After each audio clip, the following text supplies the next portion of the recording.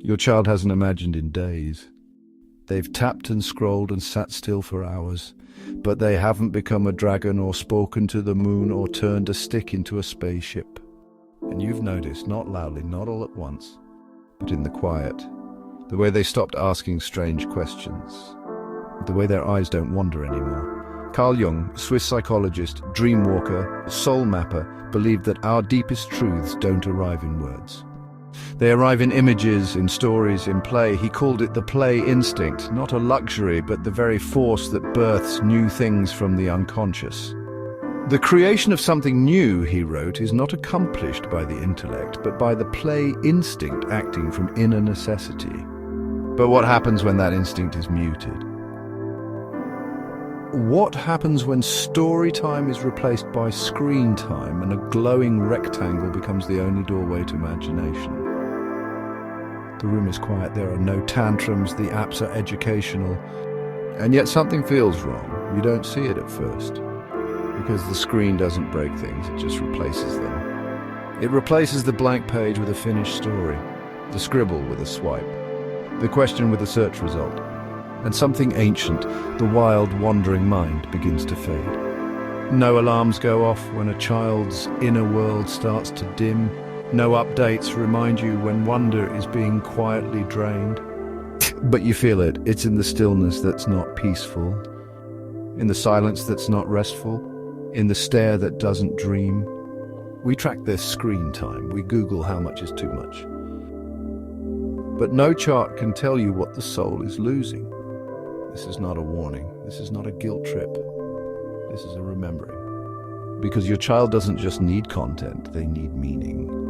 And meaning doesn't come from being shown everything, it comes from imagining something that was never there before. This isn't about turning off the screen, it's about turning back towards something you almost forgot. A question that lives not in the device, but in the silence that used to bloom between stories. What is the screen replacing? You already know the answer. You've known it for a while. And if you're still here, maybe you're ready to remember what we were never meant to lose.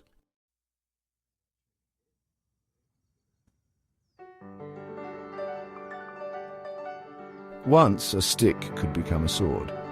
A blanket became a cape. A cardboard box wasn't trash. It was a castle, a cave, a ship to the stars. No one taught you how to pretend. You just knew. There was a time when the world was not delivered to you, but discovered, one leaf, one shadow, one story at a time. Carl Jung believed that children live close to the unconscious, where symbols rise like dreams and play becomes a sacred ritual. He called it active imagination, the process of shaping the inner world through image, gesture, and story. To him, play was not just what children do, it was how the soul speaks.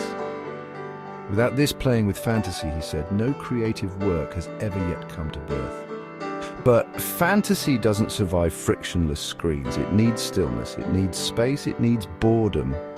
Today, a child doesn't have to build a story, they just click through someone else's. A stick is no longer a sword, it's just a stick, because the story's already been told. They don't create characters, they select them. They don't explore, they consume. This isn't a small shift, it's a psychic one. The symbolic world, a world where shadows whisper and monsters are metaphors, has been traded for a literal one, predefined by code and curated by an algorithm that never rests. The screen doesn't just distract, it collapses the symbolic. It replaces the internal canvas with external color. It offers every image except the ones that live inside. We didn't mean to steal the magic, we just forgot how essential it was. Because when a child builds a story, they're building themselves, not just a tale, but a self, layer by layer, image by image, dream by unspoken dream. And when that doesn't happen, it's not just imagination that fades, it's identity, it's empathy, it's the soil from which resilience and meaning grow. This is not nostalgia, this is neurology, this is psychology, this is soul. And the soul, like a garden, cannot thrive in asphalt. But here's what we forget, the soil remembers. Even if it's been covered, neglected, numbed, something waits underneath.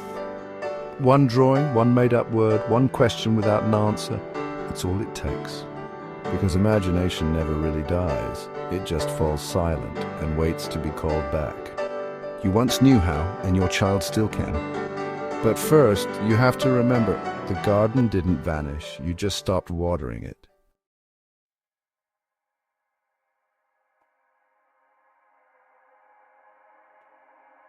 Did your child ever have an invisible friend?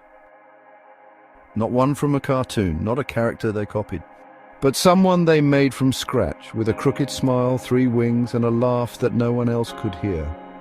Do you remember yours? They lived in the closet, or the treehouse, or the space between couch cushions. They didn't ask for batteries. They didn't need updates. They just showed up whenever the world got quiet enough. Psychologists called it developmental. Carl Jung called it something more, the first dialogue with the self. That friend, wild, strange, imaginary, wasn't a distraction. They were a guide. James Hillman, one of Jung's successors, wrote, "Each life is formed by its unique image." Metaphoric images are the psyche's first unlearned language. That friend wasn't a phase, they were a message. Because long before a child learns to speak in facts, they speak in symbols. And the invisible friend, they are the soul's first metaphor. But lately they're disappearing, not in anger, not in sadness, just fading. Because the space they once lived in is now filled with sound, with colors, with noise, with endless images, too fast to enter, too polished to reshape. A child used to draw that friend in crayon. Now they select characters from a menu. They used to whisper to shadows. Now they mimic sound bites. The friend doesn't get deleted, they just stop being imagined. And when imagination no longer has room to stretch, when the soul's metaphors are drowned in autoplay, that friend, the one who once waited patiently at the edge of the bed, never gets called again. This isn't about nostalgia, it's about nutrition, psychic nutrition. Because the invisible friend wasn't just pretend, they were a rehearsal for becoming. They taught the child how to listen inward, how to invent, how to trust an unspoken truth. And without that rehearsal, something else goes silent too. The voice that says, "I can make meaning," the one that says, "I can change the story." Children who lose their inner friend don't just become bored, they become unsure of what they carry inside. Because imagination isn't just play, it's practice for soul. And the tragedy is not that we've replaced their friend, it's that we've replaced the conditions that allowed that friend to appear. But here's the truth, they are not gone, they are waiting, they always were. Waiting for the world to slow, waiting for the silence to return, waiting for your child to ask a question with no answer, waiting for you to remember their name. Because once imagined, they never truly leave, they just wait for the invitation back.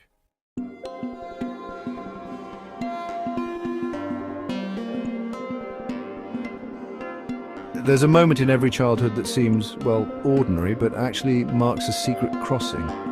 The first time a child draws a door that doesn't exist. The first time they chase a shadow and believe just for a second it might chase back. The first time they whisper a question into the dark and honestly expect an answer. These aren't just quirks, they are initiations into the world behind the world.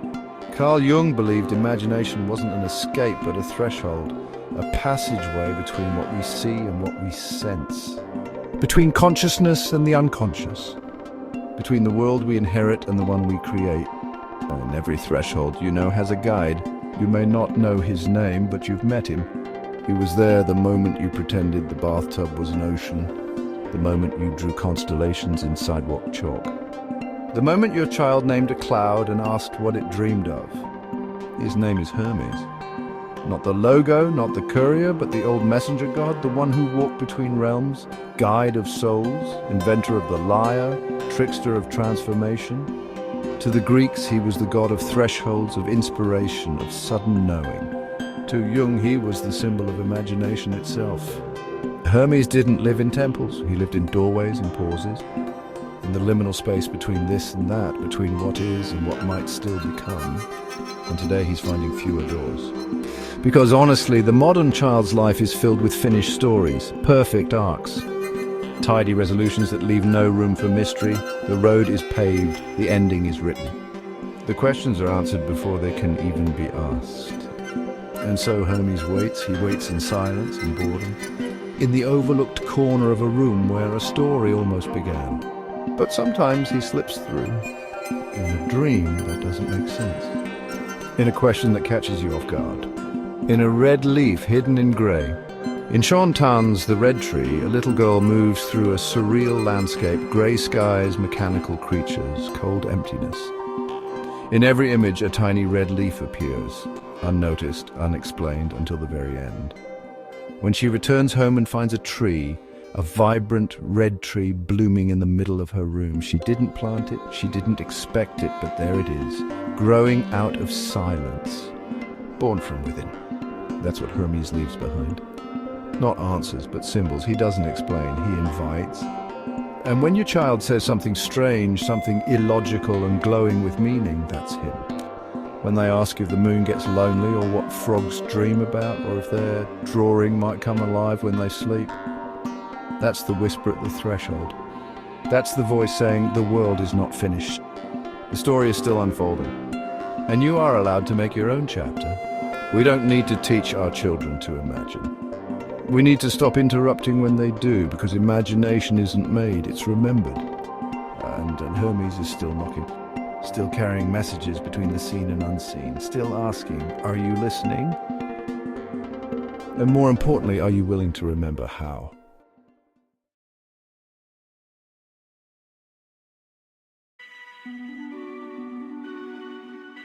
Some losses are loud, others are silent. They don't arrive with alarms, they slip in quietly, disguised as progress, as convenience, as stimulation. And yet one day you find yourself staring at your child and realizing they haven't played pretend in weeks. Not a sword fight, not a tea party, not even a nonsense question, just stillness, just watching, just passivity. And then it hits you. When did I stop imagining too? We talk about screen time. We debate dopamine and algorithms. But the real loss is harder to name. What part of the child's soul is being silenced before it even learns to speak? Carl Jung once warned, we can keep from a child all knowledge of earlier myths, but we cannot take from him the need for mythology. Children don't grow out of imagination. They grow around its absence. And when they aren't given stories to enter, they adopt the ones sold to them. Pre-written, pre-animated, pre-approved. In the absence of mystery, they inherit content. In the absence of inner voice, they memorize dialogue. But the hunger doesn't disappear, it mutates. They begin asking not, what do I dream? But what should I watch next? And beneath the surface, something aches. Not boredom, not disinterest, something deeper. A quiet grief for a world they haven't yet learned to miss. Rollo May once wrote, the creative process must be explored as representing the highest degree of emotional health. But where does that process begin, when every moment is filled before it can unfold? You see it now, don't you? The shift. The moments that used to stretch now collapsed. The drawings that used to spill across the floor replaced by thumbnails and touchscreens. Let me ask you something. When was the last time your child got truly, gloriously bored? The kind of boredom that leads to cardboard cities and stick dragons? And more bravely, when was the last time you let yourself wander? Not scroll, not plan, wander. What did you do as a child that made the hours pass like minutes? Can you even remember? Because the moment you do, your child's imagination gains a companion. Imagination doesn't die, it goes dormant and waits for us to return. But we have to choose it. We have to turn down the volume, break the loop, and sit in the tension of not knowing what comes next. Because that's where the door lives. That's where the self begins to speak, and it doesn't shout, it asks, what kind of world are you giving your child to dream in? Because even if we give them every tool, every program, every skill, but don't give them the freedom to wonder, we've built a mind, not a soul. And the soul, the true wild, imaginal core, will not be programmed. It must be remembered, or it will be replaced. But it isn't too late. Not if you're still asking, not if you still remember. Not if you're still willing to sit with them in the silence and wait for the voice to return.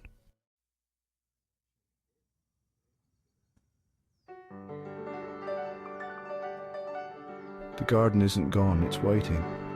Just beneath the noise, beneath the schedules, the tabs, the autopilot routines, alive, untamed, patient. Your child doesn't need a new tool, they need an old truth. That the most sacred part of them was never on a screen, it was in the space between things. A crayon left out, a question unanswered. A shadow that looked like a wolf or a ship or a doorway. Carl Jung once carved a small figure into a wooden mannequin and hid it in a pencil case as a boy.